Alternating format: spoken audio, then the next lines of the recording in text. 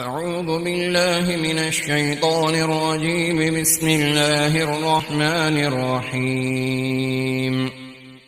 قد أفلح المؤمنون الذين هم في صلاتهم خاشعون والذين هم عن اللغو معرضون والذين هم للزكاة فاعلون والذين هم لفروجهم حافظون إلا على أزواجهم أو ما ملكت أيمانهم فإنهم غير ملومين. فمن ابتغى وراء ذلك فأولئك هم العادون والذين هم لأماناتهم وعهدهم راعون والذين هم على صلواتهم يحافظون. أولئك هم الوارثون الذين يرثون الفردوس هم فيها خالدون. ولقد خلقنا الإنسان من سلالة من طين ثم جعلناه نطفة في قرار مكين ثم خلقنا النطفة علقة فخلقنا العلقة مضغة فخلقنا المضغة عظاما فكسونا العظام لحما ثم أنشأناه خلقا آخر فتبارك الله أحسن الخالقين. ثم إنكم بعد ذلك لميتون ثم إنكم يوم القيامة تبعثون. ولقد خلقنا فوقكم 7 طرائق وما كنا عن الخلق غافلين. وأنزلنا من السماء ماء بقدر فأسكناه في الأرض وإنا على ذهاب به لقادرون. فأنشأنا لكم به جنات من نخيل وأعناب لكم فيها فواكه كثيرة ومنها تأكلون. وشجرة تخرج من طور سيناء تنبت بالدهن وصبغ للآكلين. وإن لكم في الأنعام لعبرة نسقيكم مما في بطونها ولكم فيها منافع كثيرة ومنها تأكلون وعليها وعلى الفلك تحملون. ولقد أرسلنا نوحا إلى قومه فقال يا قوم اعبدوا الله ما لكم من إله غيره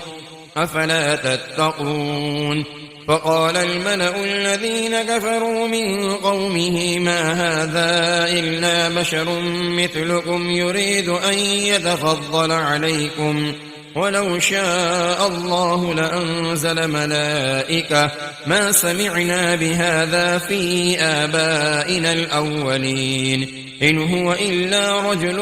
به جنة فتربصوا به حتى حين. قال رب انصرني بما كذبون. فأوحينا إليه أن اصنع الفلك بأعيننا ووحينا فإذا جاء أمرنا وفارت النور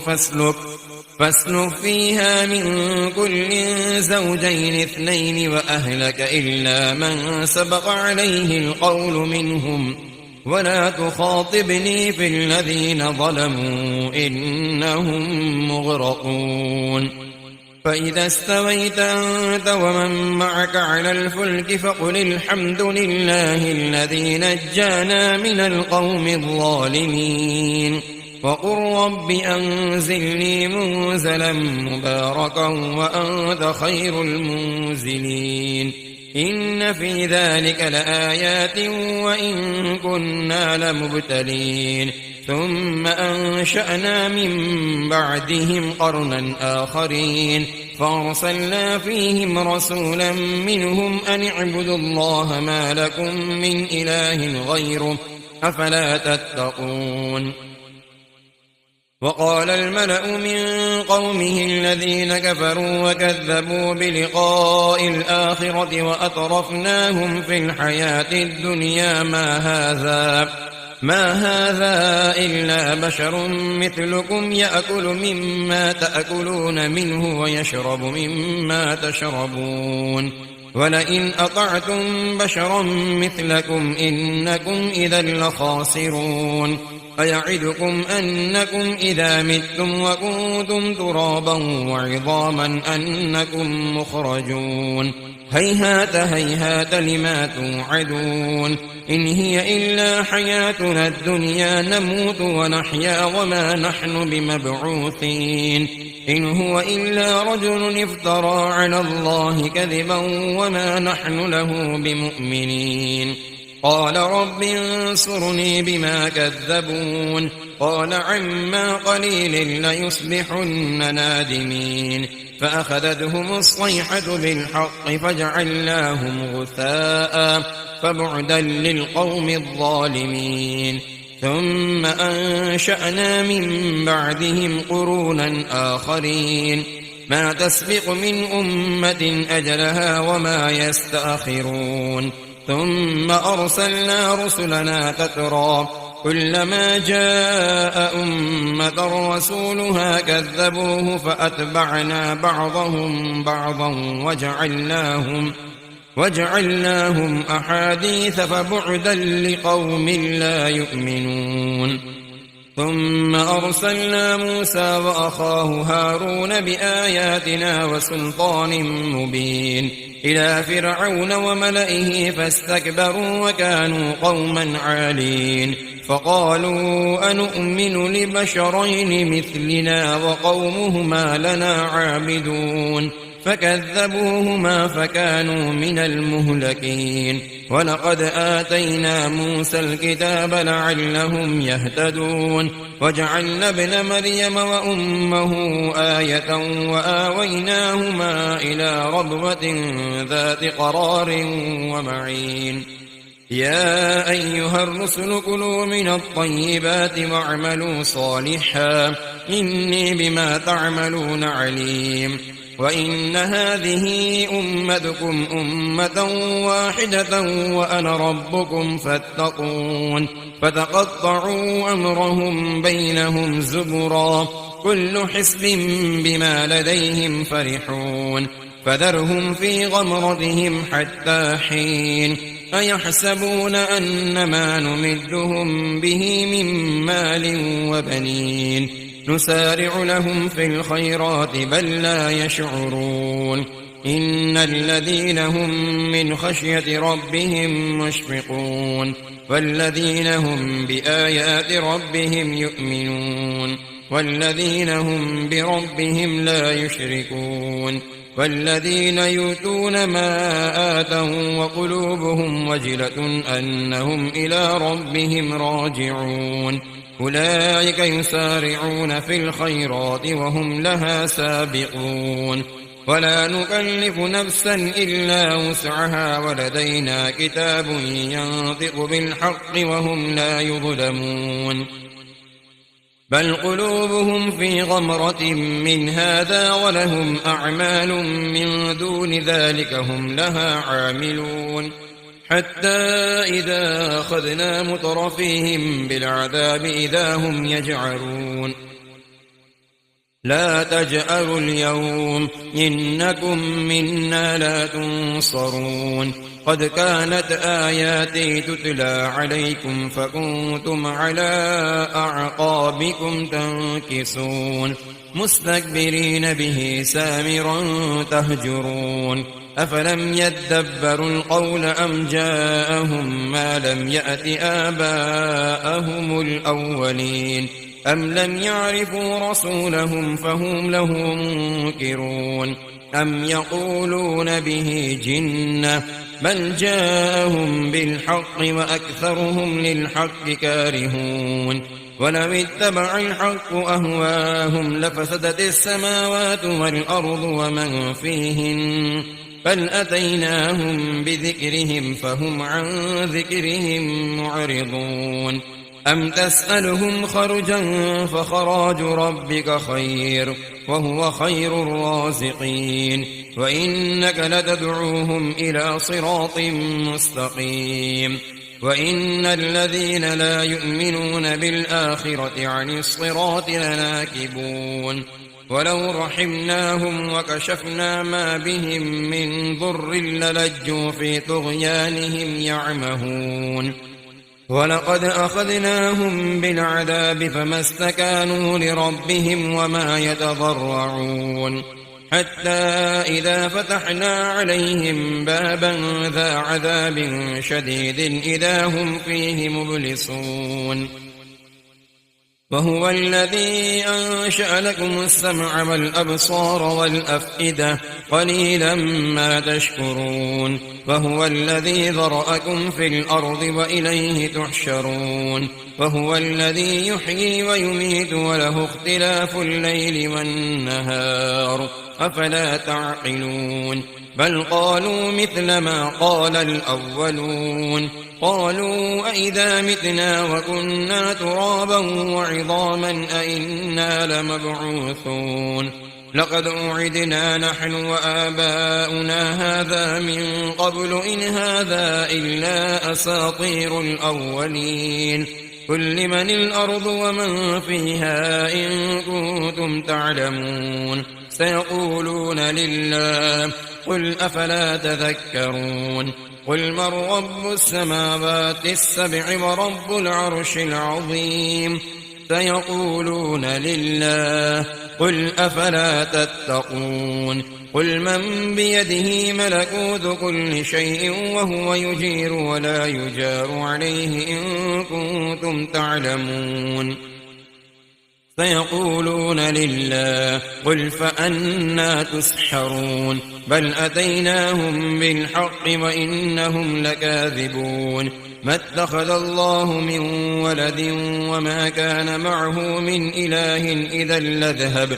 إذا لذهب كل إله بما خلق ولعلى بعضهم على بعض سبحان الله عما يصفون عالم الغيب والشهادة فتعالى عما يشركون قل رب إما تريني ما يوعدون رب فلا تجعلني في القوم الظالمين وإنا على أن نريك ما نعدهم لقادرون ادفع بالتي هي أحسن السيئة نحن أعلم بما يصفون وقل رب أعوذ بك من همزات الشياطين وأعوذ بك رب أن يحضرون حتى إذا جاء أحدهم الموت قال رب ارجعون لعلي أعمل صالحا فيما تركت كلا إنها كلمة هو قائلها ومن ورائهم برزخ إلى يوم يبعثون فإذا نفخ في الصور فلا أنساب بينهم يومئذ ولا يتساءلون فمن ثقلت موازينه فأولئك هم المفلحون ومن خفت موازينه فأولئك الذين خسروا أنفسهم في جهنم خالدون تلفح وجوههم النار وهم فيها كالحون ألم تكن آياتي تتلى عليكم فكنتم بها تكذبون قالوا ربنا غلبت علينا شقوتنا وكنا قوما ضالين ربنا أخرجنا منها فإن عدنا فإنا ظالمون قال اخسئوا فيها ولا تكلمون إنه كان فريق من عبادي يقولون ربنا آمنا فاغفر لنا وارحمنا وأنت خير الراحمين فاتخذتموهم سخريا حتى أنسوكم ذكري وكنتم منهم تضحكون إني جزيتهم اليوم بما صبروا أنهم هم الفائزون قال كم لبثتم في الأرض عدد سنين قالوا لبثنا يوما أو بعض يوم فاسأل العادين قال إن لبثتم إلا قليلا لو أنكم كنتم تعلمون أفحسبتم أنما خلقناكم عبثا وأنكم إلينا لا ترجعون فتعالى الله الملك الحق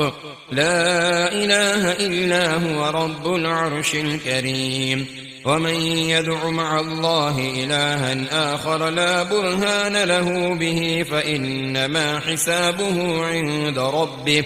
إنه لا يفلح الكافرون وقل رب اغفر وارحم وأنت خير الراحمين بسم الله الرحمن الرحيم سورة أنزلناها وفرغناها وأنزلنا فيها آيات بينات لعلكم تذكرون الزانية والزاني فاجلدوا كل واحد منهما 100 جلدة ولا تأخذكم بهما رأفة في دين الله إن كنتم تؤمنون بالله واليوم الآخر وليشهد عذابهما طائفة من المؤمنين الزاني لا ينكح إلا زانية أو مشركة والزانية لا ينكحها إلا زان أو مشرك وحرم ذلك على المؤمنين والذين يرمون المحصنات ثم لم يأتوا ب4 شهداء فاجلدوهم 80 جلدة ولا تقبلوا لهم شهادة أبدا وأولئك هم الفاسقون إلا الذين تابوا من بعد ذلك وأصلحوا فإن الله غفور رحيم والذين يرمون أزواجهم ولم يكن لهم شهداء إلا أنفسهم فشهادة أحدهم 4 شهادات بالله إنه لمن الصادقين والخامسة أن لعنة الله عليه إن كان من الكاذبين ويدرأ عنها العذاب أن تشهد 4 شهادات بالله إنه لمن الكاذبين والخامسة أن غضب الله عليها إن كان من الصادقين ولولا فضل الله عليكم ورحمته وأن الله تواب حكيم إن الذين جاءوا بالإفك عصبة منكم لا تحسبوه شرا لكم بل هو خير لكم لكل امرئ منهم ما اكتسب من الإثم والذي تولى كبره منهم له عذاب عظيم لولا إذ سمعتموه ظن المؤمنون والمؤمنات بأنفسهم خيرا وقالوا هذا إفك مبين لولا جاءوا عليه ب4 شهداء فإذ لم يأتوا بالشهداء فأولئك عند الله هم الكاذبون ولولا فضل الله عليكم ورحمته في الدنيا والآخرة لمسكم فيما أفضتم فيه عذاب عظيم إذ تلقونه بألسنتكم وتقولون بأفواهكم ما ليس لكم به علم وتحسبونه هينا وهو عند الله عظيم ولولا إذ سمعتموه قلتم ما يكون لنا أن نتكلم بهذا سبحانك هذا بهتان عظيم يعظكم الله أن تعودوا لمثله أبدا إن كنتم مؤمنين ويبين الله لكم الآيات والله عليم حكيم إن الذين يحبون أن تشيع الفاحشة في الذين آمنوا لهم عذاب أليم في الدنيا والآخرة والله يعلم وأنتم لا تعلمون. ولولا فضل الله عليكم ورحمته وأن الله رءوف رحيم. يا أيها الذين آمنوا لا تتبعوا خطوات الشيطان، ومن يتبع خطوات الشيطان فإنه يأمر بالفحشاء والمنكر. ولولا فضل الله عليكم ورحمته ما زكى منكم من أحد ولكن الله يزكي من يشاء والله سميع عليم. ولا يأتل أولو الفضل منكم والسعة أن يؤتوا أولي القربى والمساكين والمهاجرين في سبيل الله وليعفوا وليصفحوا.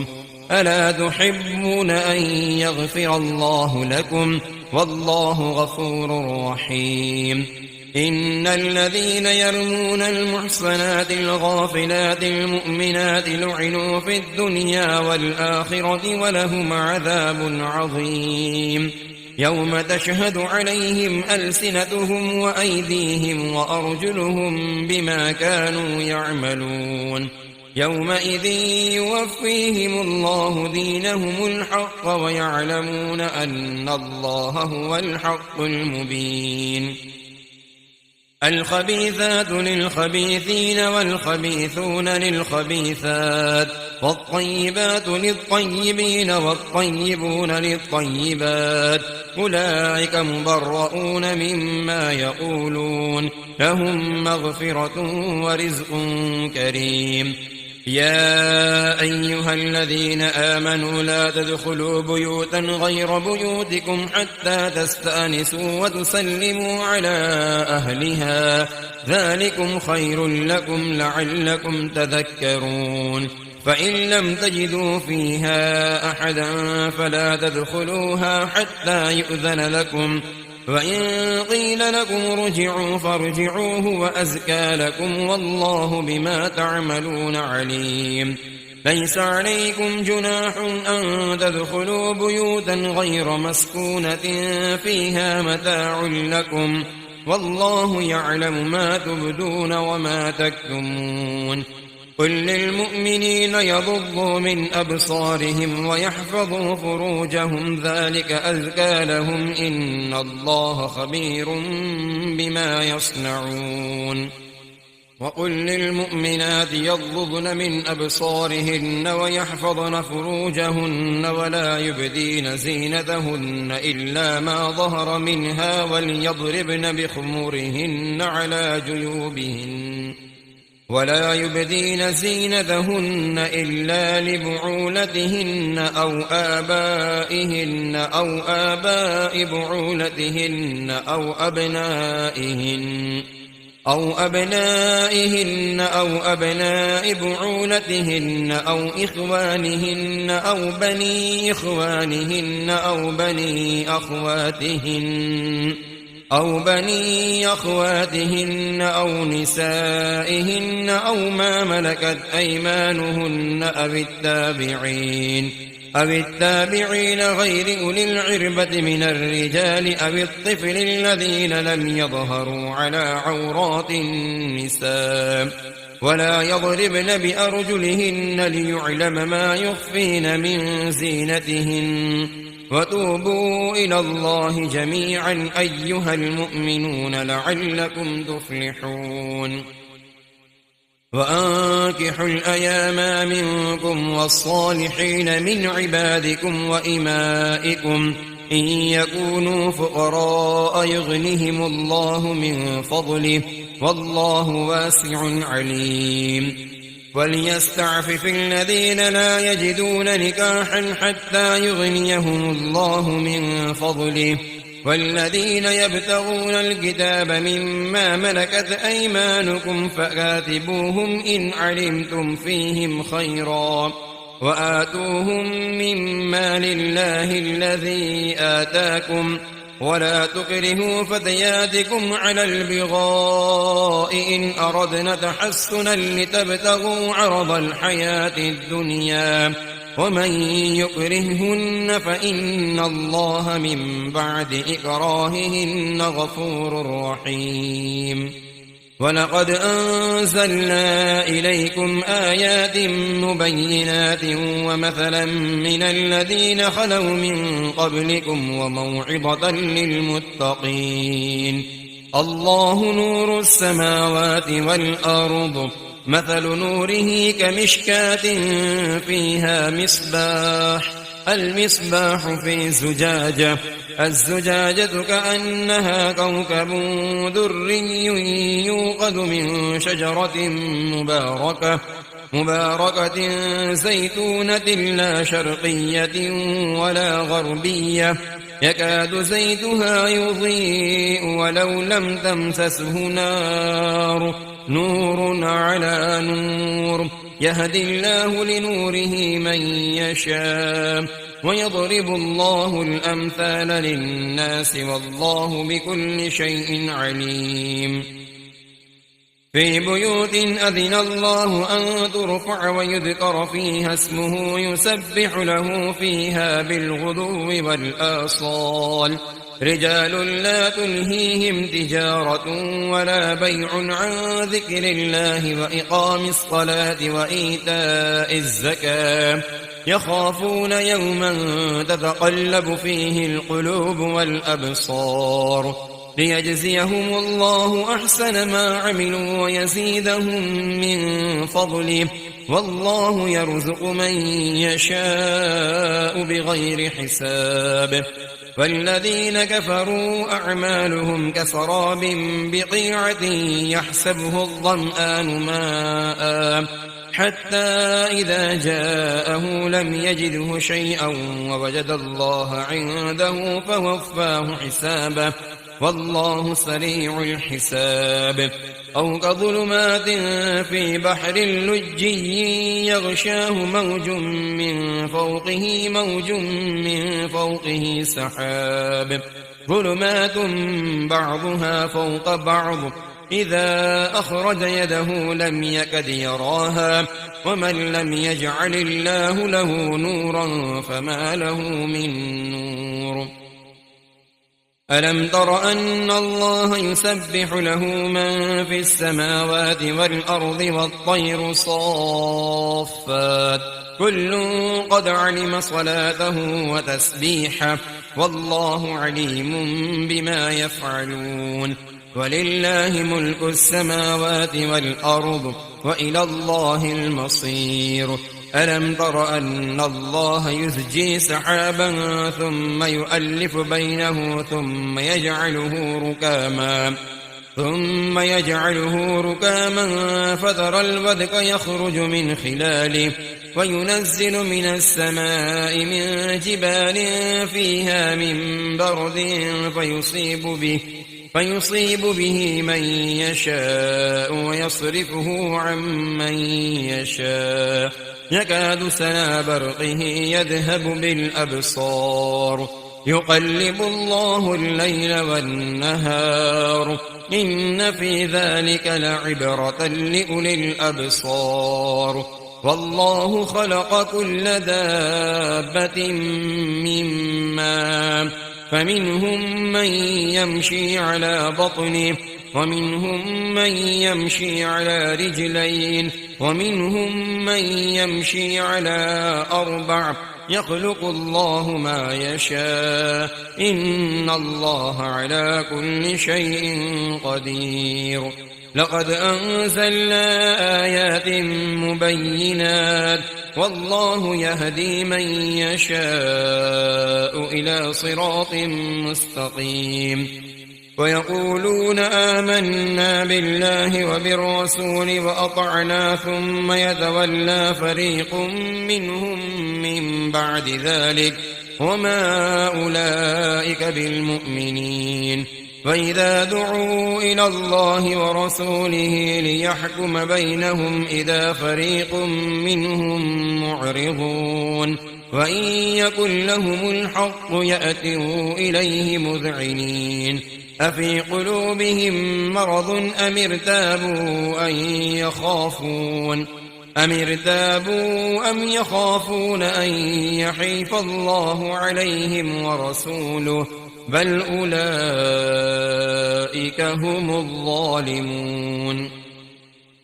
إنما كان قول المؤمنين إذا دعوا إلى الله ورسوله ليحكم بينهم أن يقولوا سمعنا وأطعنا وأولئك هم المفلحون. ومن يطع الله ورسوله ويخشى الله ويتقه فأولئك هم الفائزون.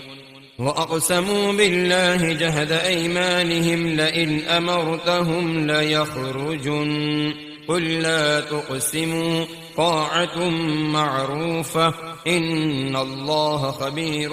بما تعملون. قل أطيعوا الله وأطيعوا الرسول فإن تولوا فإنما عليه ما حمل وعليكم ما حملتم وإن تطيعوه تهتدوا وما على الرسول إلا البلاغ المبين. وعد الله الذين آمنوا منكم وعملوا الصالحات ليستخلفنهم في الأرض كما استخلف الذين من قبلهم وليمكنن لهم دينهم الذي ارتضى لهم وليبدلنهم من بعد خوفهم أمنا يعبدونني لا يشركون بي شيئا ومن كفر بعد ذلك فأولئك هم الفاسقون. فأقيموا الصلاة وآتوا الزكاة وأطيعوا الرسول لعلكم ترحمون. لا تحسبن الذين كفروا معجزين في الأرض ومأواهم النار ولبئس المصير. يا أيها الذين آمنوا ليستأذنكم الذين ملكت أيمانكم والذين لم يبلغوا الحلم منكم 3 مرات من قبل صلاة الفجر وحين تضعون ثيابكم من الظهيرة ومن بعد صلاة العشاء 3 عورات لكم ليس عليكم ولا عليهم جناح بعدهن طوافون عليكم بعضكم على بعض كذلك يبين الله لكم الآيات والله عليم حكيم. وإذا بلغ الأطفال منكم الحلم فليستأذنوا كما استأذن الذين من قبلهم كذلك يبين الله لكم آياته والله عليم حكيم. والقواعد من النساء اللاتي لا يرجون نكاحا فليس عليهن جناح أن يضعن ثيابهن غير متبرجات بزينة وأن يستعففن خير لهن والله سميع عليم. ليس على الأعمى حرج ولا على الأعرض حرج ولا على المريض حرج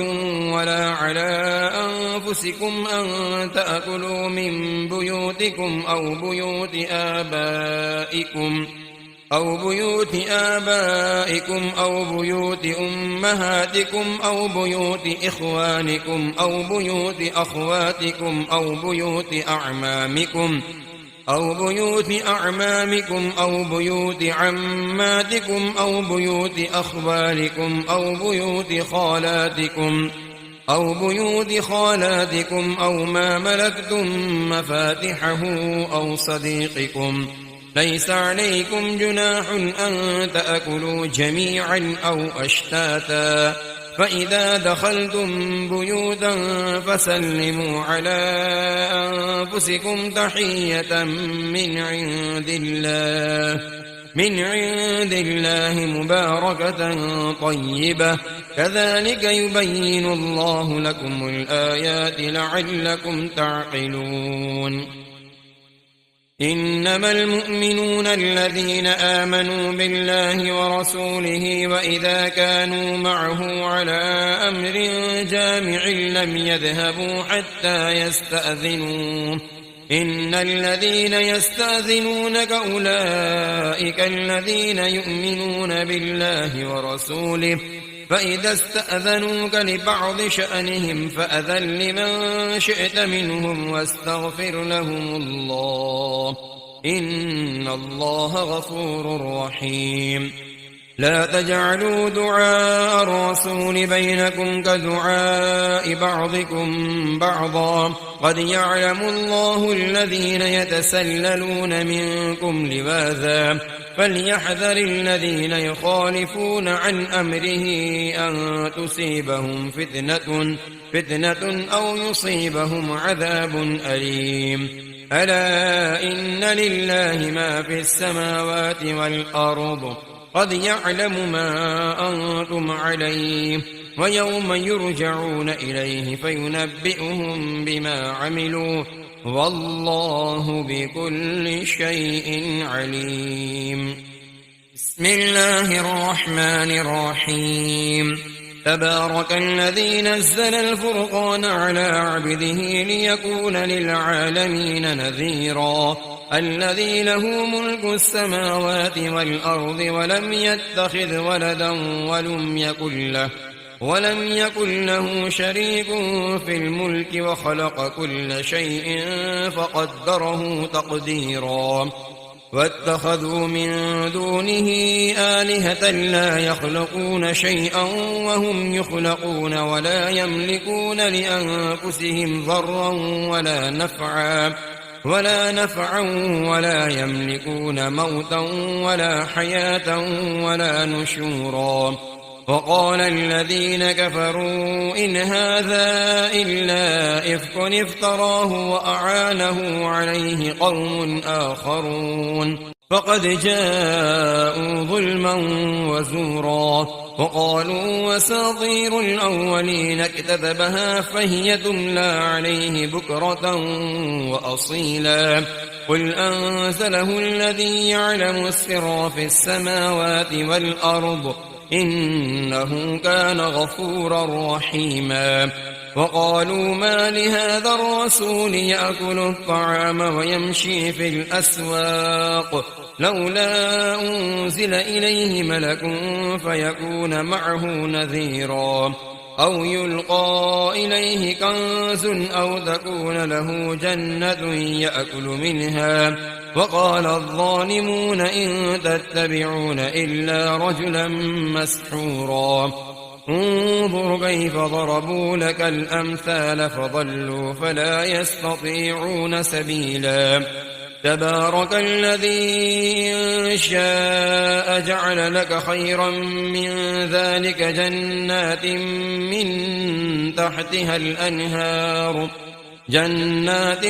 تجري من تحتها الأنهار ويجعل لك قصورا بل كذبوا بالساعة وأعتدنا لمن كذب بالساعة سعيرا إذا رأتهم من مكان بعيد سمعوا لها تغيظا وزفيرا وإذا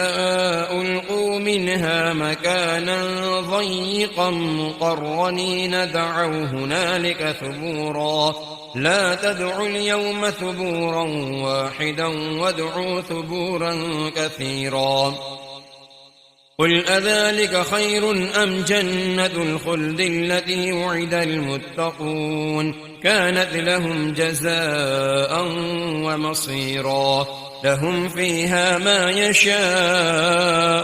خالدين كان على ربك وعدا مسئولا ويوم يحشرهم وما يعبدون من دون الله فيقول أأنتم أضللتم عبادي